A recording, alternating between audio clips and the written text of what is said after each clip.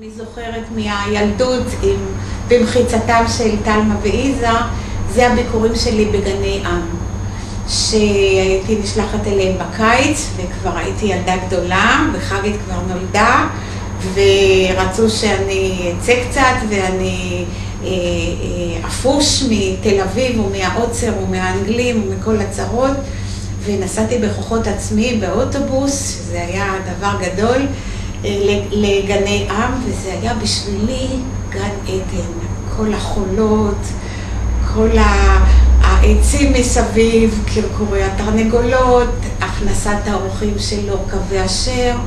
ההליכה יחד עם תלמה לצרכניה, וכמובן איזר ברקע, שהיה אספן גדול מאוד, ואסף כרטיסים, חבל שהוא לא שמר אותם, אני לא יודעת אם אתה יודע, אני לא יודעת, לא בטוחה, של כל האוטובוסים, של כל אמצעי התחבורה, והיה לו אוסף ממש ענק, אז זה גם כן חלק מהילדות שלו. אני לא יודעת מה עוד הוא אסף, אבל מי שאוסף דבר אחד, אוסף דברים